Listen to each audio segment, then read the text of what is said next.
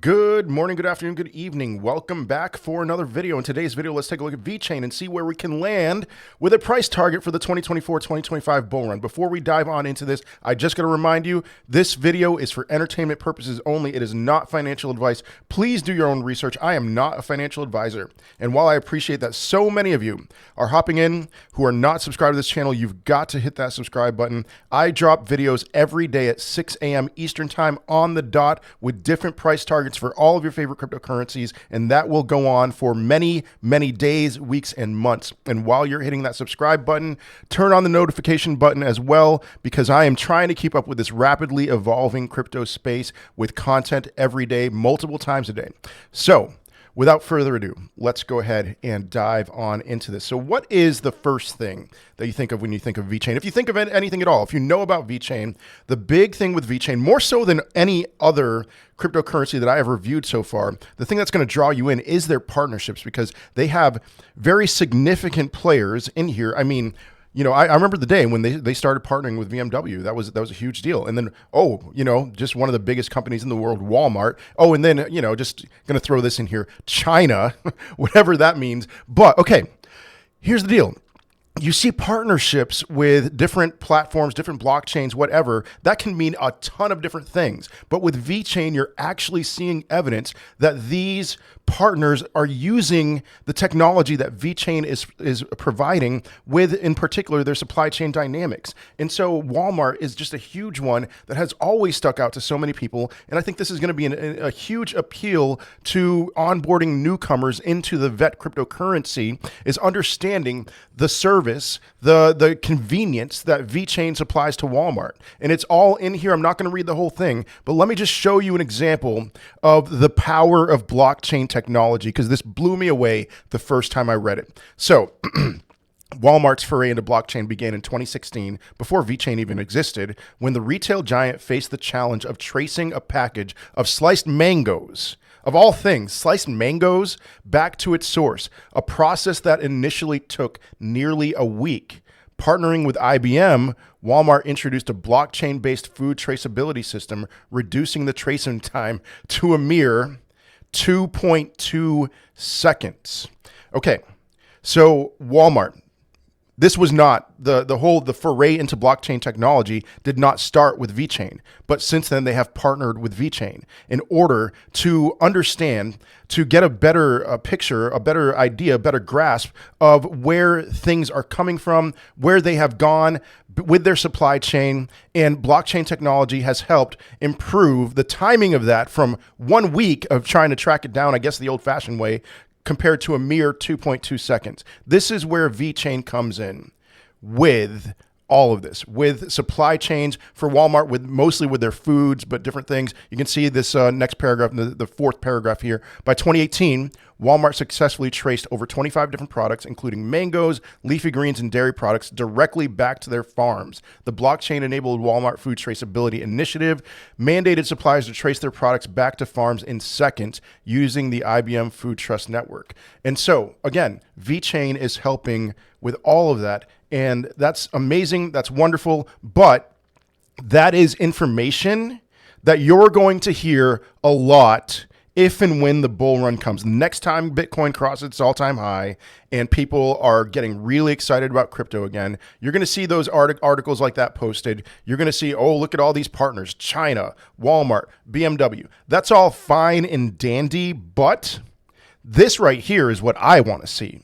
And this is their actual mainnet activity, which you can see dating back from when they first launched in 2018. And here's what I like to see. Okay, this 2019 peak here was an outlier. That's what I would call it, an outlier. But you can just see steady growth in the Vechain network, steady growth in their activity.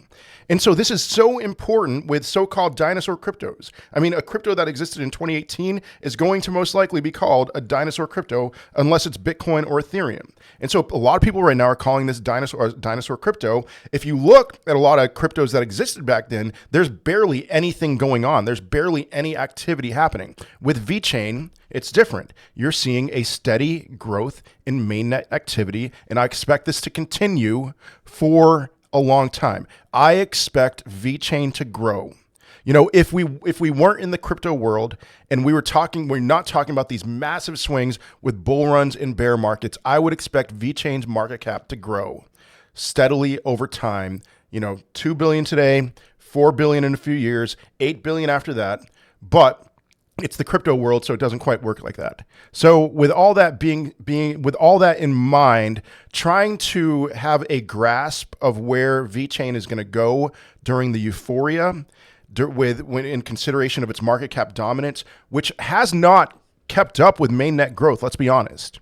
It hasn't kept up with mainnet growth. I mean, it did have that huge peak in 2021 in its market cap dominance because Vechain was exciting. It was created after the previous euphoria. People who bought in 2018 did very well for themselves. And so Vechain was new, it was exciting. And in its peak in the spring of 2021, it had a market cap dominance much higher at 0.66% than where I think it's going to go this time around. And why is that? Well, simply, it's not new anymore.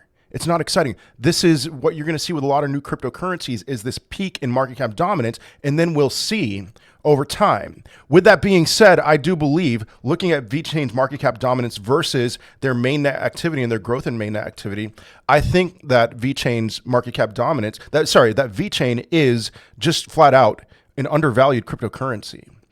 So we're not going back to this kind of market cap dominance, 0.66%. But I believe that these peaks around here are more realistic. And so I give my efforts here is to see some kind of market cap dominance around 0.37%. That's where I think it's going to go, not 0.66%. If it does go back to 0.66%, I would be shocked. And if it did go back to 0.66%, that would give us a Vechain price of about around 70, a little under, between 60 and 70 cents. I'm calculating that off the top of my head. I don't think we're going that high. And I see lots of people calling for Vechain to go to $1. Nice round number, you know, but I just don't think that's realistic. That would be a 1% market cap dominance when there's so much new and exciting thing entering the crypto space. And there are more and more pieces of the pie that are being taken.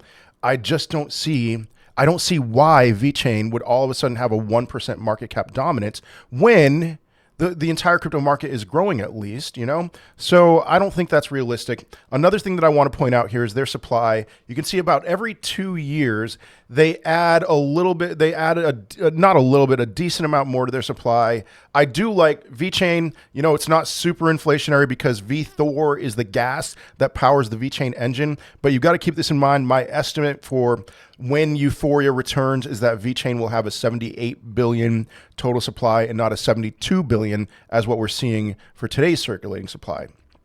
So with all that in mind, 30.37% market cap dominance, assuming a total crypto market cap of 7 trillion, that gives us a $25.9 billion market cap for Vechain. That is a decent amount beyond its all-time high. So you divide that by my estimates of 78 billion tokens, that gives us a Vechain price of 33 cents. To me, I'm very excited about that, seeing Vechain right now at 2.5 cents. My play for Vechain is around the time that we see Bitcoin cross its all-time high. If that happens after the 2024 halving, I will be loading up very heavily on Vechain because I think Vechain is going to do very well after that point. But buying at 2.5 cents now, I have no problem with that. I think some cryptos, the newer, exciting ones, are going to outperform Vechain in the short term, but Vechain will have its day. And the VET token, 33 cents. Now, again, this is highly dependent on Bitcoin putting in a new all-time high. And I can't say that for a lot of other cryptocurrencies that I've reviewed, but an older one like Vechain, a lot of the older ones are lagging behind for now, and I don't think that's always going to be the case. So 33 cents, that is where I land, but I would love to hear your thoughts in the comment section of this video. Do you think that's too low? Do you think that's too high? It is a new all-time high for Vechain with more tokens in circulation. So let me know your thoughts in the comment section of this video. Otherwise, I will most certainly be seeing you in another video. Peace.